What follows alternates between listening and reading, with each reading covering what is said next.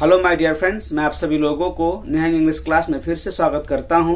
तो आज के इस लेक्चर में हम लोग सीखने जा रहे हैं the use of four and since. Four और सिंस का यूज कहाँ करते हैं उसके बारे में आज हम लोग जानेंगे।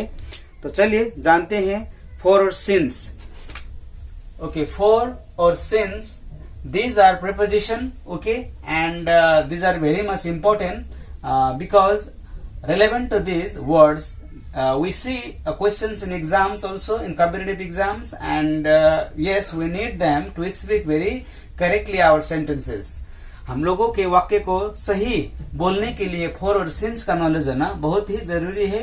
तो जानेंगे कहाँ फोर और कहाँ सिंस लगता है। तो चलिए जानते हैं फर्स्ट सेंटेंस। वह सुबह से पढ़ रहा है, वह सुबह से पढ़ रहा है। तो सुबह जब बोला तो नाम है, यहां पर आएगा आप लोगों का since. He has been reading, he has been reading since morning. यहां पर आया हम लोगों का सिंस। और रीडिंग की जगह में आप यहां पर स्टडिंग भी लगा सकते हैं, because there is difference between reading and studying. तो आप कंफ्यूज मत रहिए, लगाइए वहां पर। वह सुबह से पढ़ रहा है, ही हैज बीन रीडिंग, या तो स्टडिंग सिंस मॉर्निंग। वही लोग 2 वर्षों से कोशिश कर रहे हैं, 2 वर्षों से। In this case you have to use for. तो वही लोग, they have been trying for 2 years। They have been trying for 2 years, we have used here for. क्यों फोर लगाए? क्योंकि हम लोग समय को यहाँ पर क्या कर रहे हैं, गिन रहे हैं। ये अनसर्टेन टाइम है। मैं उसको 5 वर्षों से जानता हूं। I have known him for 5 years। I have known him for 5 years, क्योंकि 5 वर्ष ये भी हम लोग गिनते हैं। That is why we have used here for. वही लोग 2 दिनों तक बीमार थे, वही लोग 2 दिनों तक बीमार थे। दे हैड बीन सिक, या तो आप बोल सकते हैं ill, for 2 days। They had been, वे लोग 2 दिनों तक बीमार थे। They had been sick ill for 2 days। सिक या तो आप इल लगा सकते हो। बहुत लंबे से, यह बहुत लंबे समय से, ओके, बहुत लंबे समय से वह यहाँ रहते आ रहा है, बहुत लंबे समय से। This is also uncertain time. तो यहाँ पर भी हम लोग फोर लगाते हैं। वह, तो ही हैज बीन स्टेइंग, या तो आप लिविंग लगा सकते हैं। There is difference between staying and living, हम लोग जानेंगे लास्ट आने वाले लेक्चर में। ही हैज बीन स्टेइंग या तो लिविंग हियर, बहुत लंबे समय से, फॉर लॉन्ग टाइम। तो इस तरह से हम लोगों ने जाना, we've known here where to use for and since here, okay? तो यहाँ पर मैंने ट्रांसलेट कर दिया 5 सेंटेंसेस को। I have translated into English using the four and since. तो अब हम लोग जानेंगे आखिर ये हो कैसे रहा है। मुझे तो मालूम है, इसलिए मैं यहाँ पर फोर और सिंस धड़ल्ले से लगा रहा हूँ। But you have to know where to use, ताकि आप लोगों को कभी कंफ्यूजन ना रहे, आप लोगों को कभी गलतफहमी ना रहे फोर और सिंस को लेकर, ताकि आप फोर और सिंस को very confidently you can use. So for this आप लोगों को इसके पीछे का कुछ फॉर्मूला के बारे में आप लोगों को जानना है। तो अब हम लोग जानने जा रहे हैं formula, how, where and when since and for are used. अभी हम लोग जानेंगे, ओके। तो सिंस और फोर, सबसे पहले जानेंगे हम लोग फोर का यूज कहाँ और कैसे करते हैं। Four before certain time, uncertain time के आगे हम लोग फोर का यूज करते हैं। अनसर्टेन टाइम मतलब होता है जिसका कोई निश्चित समय नहीं होता है, अनिश्चित समय के आगे ही हम लोग फोर का उपयोग करते हैं। जैसे कि 4 years, months, days, weeks, seasons, 30 minutes, hours, years, months, Mondays, several years, many years, for long time, last 5 days, past 4 days, past 4 days, इनमें हम लोग फोर का यूज करते हैं। तो सिंपल प्रेजेंट, पास्ट और फ्यूचर टेंस में हम लोग फोर का यूज कर सकते हैं। ये तो हुआ अनसर्टेन टाइम। अनसर्टेन टाइम के साथ साथ फोर हम लोग सिंपल टेंस, आपका सिंपल प्रेजेंट हुआ, पास्ट टेंस हुआ, फ्यूचर टेंस हुआ, हम लोग यहाँ पर फोर का यूज कर सकते हैं। ओके, अभी सिंस का यूज कहाँ करते हैं? बिफोर डेफिनेट टाइम, जो सर्टेन टाइम होता है, निश्चित टाइम होता है, इसको हम लोग सर्टेन भी बोल सकते हैं, we can say certain. Certain time, निश्चित समय के आगे हम लोग सिंस का यूज करते हैं। जैसे कि मंडे हुआ, जनवरी 2011, मॉर्निंग 6 AM, लास्ट मंडे। इस तरह से हम लोग जब भी सेंटेंस में दिखते हैं तब हम लोग सिंस का उपयोग करते हैं। इसके साथ साथ फॉर और सिंस का यूज, दोनों का यूज अगर हम लोग देखते हैं तो दोनों का यूज हम लोग प्रेजेंट परफेक्ट हुआ, present perfect continuous, past perfect continuous है तो हम लोग पास्ट परफेक्ट में यूज कर सकते हैं। लेकिन फॉर का यूज हम लोग इन 3 अवस्था में भी कर सकते हैं। इन 4 डिविजन ऑफ टेंस को छोड़कर हम लोग यहाँ पे कर सकते हैं। डेफिनेट टाइम होता क्या है और अनसर्टेन टाइम होता क्या है।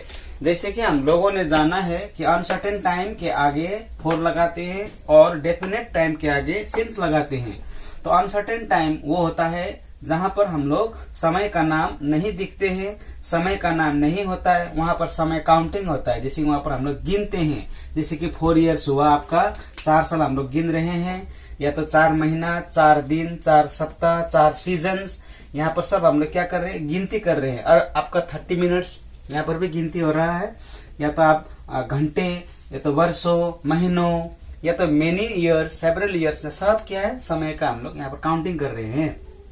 और फॉर लॉन्ग टाइम, बहुत लंबे समय से, या तो लास्ट 5 days, इस तरह का जब होता है पिछले 5 दिनों से, या तो आपका आप बोल सकते हो कि पिछले 4 दिनों से, इस टाइप के नेम के आगे हम लोग फॉर का यूज करते हैं।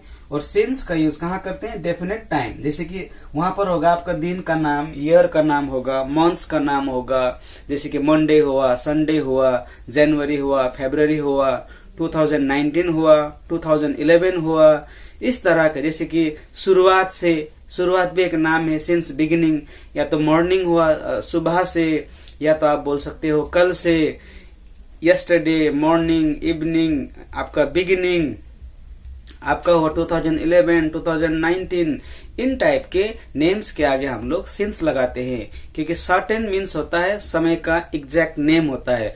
आप कब से पढ़ रहे हो? अगर मैं पूछ रहा हूँ तो आप बोलेंगे कि मैं 4 घंटे से पढ़ रहा हूँ, तो यहाँ पर कोई कौन सा दिन है, कौन सा वो टाइम है, इसके बारे में यहाँ पर जिक्र नहीं है।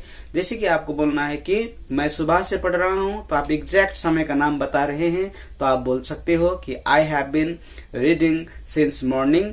इसी को आप अगर आप बोलेंगे फॉर लगाकर, तो आप बोल सकते हो कि मैं 10 घंटे से पढ़ रहा हूँ, I have been reading for 10 hours. Since और फॉर का यूज हम लोग इसलिए करते हैं कि एक ही वाक्य का हम लोग 2 प्रकार से बोल सकते हैं। एक्चुअल ये होता है सिंस और फॉर का यूज। जैसे कि आपको बोलना है कि मैं कल से तुम्हारा इंतजार कर रहा हूँ, कल से, तो I have been waiting for you since yesterday. इसी को आप जब आप फॉर लगाएंगे तो यहाँ पर क्या होगा? मैं 1 दिन से आपका इंतजार कर रहा हूँ, I have been waiting for you for 1 day।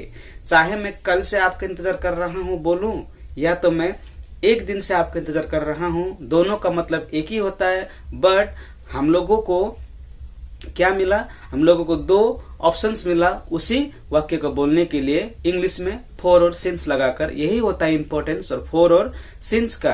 तो हम लोगों ने जाना कहाँ कहाँ लगाते हैं। तो I will now speak some examples and आपको समझाने का प्रयास करता हूँ। जैसे कि आपको बोलना है कि मुझे बोलना है कि मैं 6 months से YouTube पर वीडियो अपलोड कर रहा हूँ, 6 months से। तो यहाँ पर समय क्या हुआ? मैंने गिना 6 months। तो क्या करूंगा मैं यहाँ पर अभी? I have been uploading videos on YouTube for 6 months। अगर मुझे सिंस लगाकर बोलना है तो अभी क्या है? अभी दिसंबर है, तो दिसंबर के आगे का महीना क्या हो सकता है? जून। सपोज जून से दिसंबर तक 6 months हो सकता है, आप सपोज मान लेते हो। ओके, तो जुलाई, आई डोंट एग्जैक्टली, मैं काउंट नहीं करूंगा। तो मैं जून महीना से यूट्यूब पर वीडियो अपलोड कर रहा हूँ। I have been uploading videos on YouTube since the month of June. जून महीने से मैं वीडियो अपलोड कर रहा हूँ। तो इस तरह से आपको बनाना है सिंस और फॉर का यूज करके।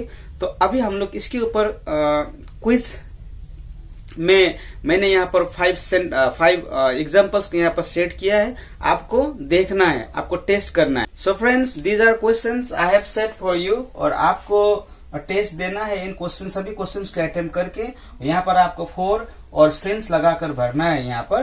तो आप अपना जो आंसर है आप कमेंट बॉक्स पर वहां पर लिखिएगा, मैं वहां पर चेक करूंगा आपका आंसर्स, और इस तरह से आप खुद को इवेल्युएट कर पाएंगे कि आपने वाकई में समझा है या नहीं समझा है 4 और सेंस को लेकर। तो आज के लिए इतना ही फ्रेंड्स, मिलते हैं नेक्स्ट लेक्चर पर। Till then take care of yourself and yes, don't forget to like, subscribe and press the bell icon button to receive the new videos notification. So friends, thank you very much.